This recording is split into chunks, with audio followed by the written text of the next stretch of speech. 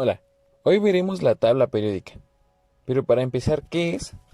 Se denomina tabla periódica de los elementos o simplemente tabla periódica a una herramienta gráfica en la que figuran todos los elementos químicos conocidos por la humanidad, organizados conforme al número de protones de sus átomos, también llamado número atómico, y tomando en cuenta también la configuración de sus electrones y las propiedades químicas específicas que presentan. Se tuvo que pasar por una historia para llegar a lo que conocemos como la tabla periódica actual. ¿Qué les parece si regresamos? La primera fue en 1817, por el químico Dobreneir. Alcanzó a elaborar un informe que mostraba una relación entre la masa atómica de ciertos elementos y sus propiedades en 1817.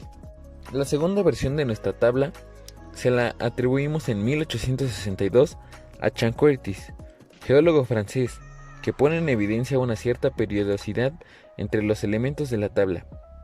En 1864, Newlands, químico inglés, anuncia la ley de octavas. Las propiedades se repiten cada 8 elementos, pero esta ley no puede aplicarse en los elementos más allá del calcio.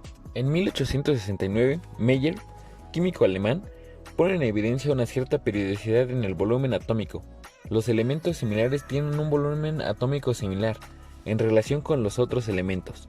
Los metales alcalinos tienen, por ejemplo, un volumen atómico importante. En 1869 también, Mendeleev, químico ruso, presenta una primera versión de su tabla periódica en 1869. Esta tabla fue la primera presentación coherente de las semejanzas de los elementos. Él se dio cuenta de que clasificando los elementos según su masa atómica, se veía al parecer una periodicidad en lo que concierne a ciertas propiedades de los elementos. La primera tabla contenía 63 elementos. Y así llegamos a la tabla periódica moderna, la cual la condujo la de Mendeleev. Un grupo de la tabla periódica es una columna vertical de la tabla. Hay 18 grupos en la tabla estándar. El hecho de que la mayoría de estos grupos correspondan directamente a una serie química no es fruto del azar. La tabla ha sido inventada para organizar las series químicas conocidas dentro de un esquema coherente. Nuestra tabla se divide en 18 grupos. Vamos con el grupo 1, los metales alcalinos. Grupo 2, los metales alcalinoterrios. Grupo 3, familia del escandio. Grupo 4, familia del titanio. Grupo 5, familia del vanadio. Grupo 6, familia del cromo. Grupo 7, familia del magnesio. Grupo 8, familia del hierro. Grupo 9, familia del cobalto. Grupo 10, familia del níquel. Grupo 11, familia del cobre. Grupo 12, familia del zinc. Grupo 13, los térreos. Grupo 14, los carbonoideos. Grupo 15, los nitrogenoides. Las filas horizontales de la tabla periódica son llamadas periodos. Grupo 17, el número de niveles energéticos de un átomo determina el periodo al que pertenece. Cada nivel está dividido en distintos subniveles, que conforme aumenta su número atómico, se van llenando. La tabla consta de 7 periodos. La tabla periódica se puede también dividir en bloques de elementos según el orbital que estén ocupando, los electrones más externos. Los bloques o regiones se denominan según la letra que hace referencia al orbital más externo, S, P, D y F. Los metales.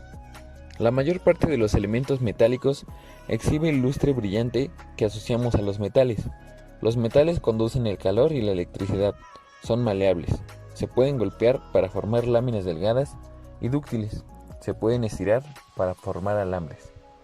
Todos son sólidos a temperatura ambiente con excepción del mercurio, punto de fusión menos 39 grados, que es un líquido. Los no metales. Siendo además los menos abundantes en la tabla, estos elementos poseen diferentes características químicas y físicas que los metálicos, que les permiten generar uniones y estructuras moleculares complejas, mucho más que los simples enlaces iónicos que caracterizan a los metales. La afinidad electrónica se define como la energía liberada, cuando un átomo gaseoso neutro en su estado fundamental captura un electrón y forma un ion mononegativo. Por otra parte, la electronegatividad es la capacidad de un átomo para atraer a los electrones hacia sí mismo. También debemos considerar la distribución de densidad electrónica alrededor de un átomo determinado frente a otros distintos, tanto en una especie molecular como en un sistema y especies no moleculares. Bueno, Y así, finalmente concluimos. Gracias por ver el video.